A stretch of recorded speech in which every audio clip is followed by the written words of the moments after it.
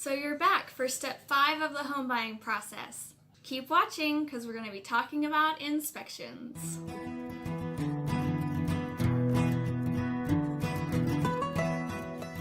Hey guys, welcome back to another Tuesday Talk. Megan here with EXP.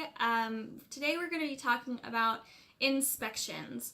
In part 4, we talked about the option period. So the option period is your unrestricted right to terminate for any reason and get your earnest money back.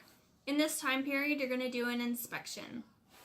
You want to make sure that the house is safe, that there aren't any major concerns, and if there are any major concerns, if they can be fixed. So this is a really important part of the process because we definitely want you to get into a house that's safe and doesn't need a whole lot of work unless you're someone who is looking for like a fixer-upper or is okay with, some cosmetic stuff or, in that type of business where you're going to buy homes, fix them up, and then resell them, then, that's fine. But you're still going to want to do an inspection because that will act more as your to-do list if you are in that type of business.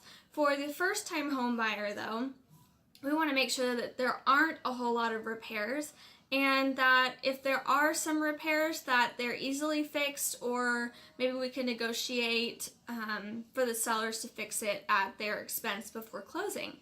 So first off, when choosing an inspector, if you don't already have someone in mind, like a family member or a friend or a neighbor, then rely on your real estate agent. They will know who writes a good report, who does a great job, who is knowledgeable, and that type of thing. So definitely rely on your real estate agent if you don't already have an inspector in mind. That way you're going to get a good inspector. Obviously, you can call all of the inspectors, ask them a couple questions. How much are your inspections? Usually, depending on the inspector, they typically will price based on the square footage of the home. There are some flat rate inspectors out there, but I don't think there are very many. But definitely ask your questions to all the inspectors that your agent refers you to and see which one is the best fit for you. Who do you feel in your gut is going to be the person who's going to do the best job on your home? So whenever you get the inspection report, definitely rely on the inspector for questions about the report. They wrote it, they walked through the house, they know.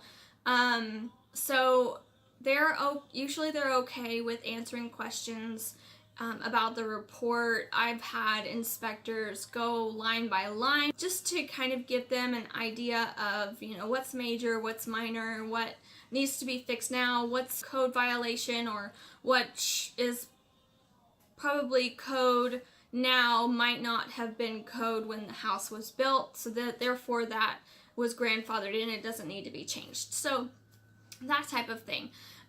Definitely rely on the inspector when you have questions about your report. Now, whenever we are negotiating for repairs, keep in mind you only want major repairs that need to be fixed ASAP, like the roof, foundation, plumbing, electrical, anything like that. If there's holes in, like pinholes in the walls or maybe a cracked tile, those aren't major repairs. I mean, you can request pretty much anything for the sellers to repair, but just keep in mind they're probably only going to focus on the major ones. Now, if there aren't any major repairs and there are some minor ones that you want fixed, you might be able to negotiate that a little bit easier than if you had a whole bunch of major repairs and some minor repairs. Mostly they're going to focus on the major repairs, the ones that could be harmful to you. There's no harm in asking. You're already in the transaction, so the seller can't say, I don't want to do any of your repairs, so I'm backing out of the contract. No, they can't really say that. They can just say no, and then either you can say, okay, I will go ahead and fix these later, or I decide that there's too much work to be done, I'm going to terminate. You'll get your earnest money back, but you'll forfeit the money you paid for the option period. So that's about the inspections. If you have any questions, please feel free to reach out to me. My number is 512-940-2883. And I'll see you next week on Tuesday Talk.